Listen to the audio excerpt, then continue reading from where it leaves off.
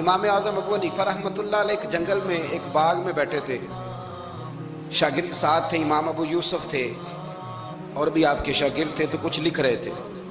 علماء جب کتابیں لکھتے ہیں تو 20 کتابیں انہوں نے کھول کے نشانیاں رکھ کے دائیں بائیں رکھی ہوتی ہیں، مختلف قسم کے نوٹس ہوتے ہیں، بڑا کچھ بکھرا ہوا تھا۔ شاگرد تھے، باغ کے ایک کونے میں بچے کھیل رہے تھے۔ وہ بچوں میں سے ایک بچے کی گیند آ گئی باغ میں، بچہ گیند لینے آیا تو امام صاحب اٹھ کے کھڑے ہو گئے، وہ کاغذ شاغذ سارے بکھر گئے، بچہ گیند لے کے چلا گیا، شاگرد چوپ رہے، چلو دوبارہ سے کتابیں سمیٹی، ڈھونڈا سارا کچھ، پھر سے کام شروع ہوا۔ چند منٹ گزرے تو بچہ پھر آ گیا گیند لینے، امام صاحب پھر اٹھے، پھر سارا کچھ بکھر گیا۔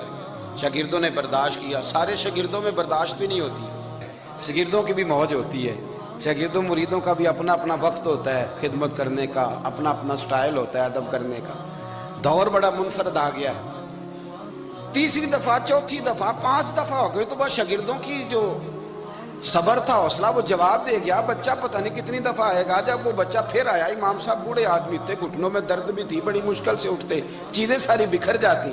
وہ بچہ جب 7ویں دفعہ تو امام صاحب پھر اٹھے، تکلیف سے اٹھے۔ امام ابو یوسف عرض کرنے لگے، حضور یہ بچہ ہے، اس کی تو ڈیوٹی لگی ہوئی ہے گیند لانے کی، تو 100 دفعہ آئے گا۔ تو امام صاحب فرمانے لگے، یہ 100 دفعہ آیا تو میں 100 دفعہ اٹھوں گا، آنے دو۔ کہ حضور کیوں آپ اٹھیں گے؟ فرمایا یہ میرے استاد کا پوتا ہے، اصلا نال جے نیکی کریے تے نسلاں تاک نہیں بھول دے۔ سن لو، اصلا نال جے نیکی کریے تے نسلاں تاک، ہاں بے اصلان نال نیکی کریے تے پھول کنڈیاں نال تول دے۔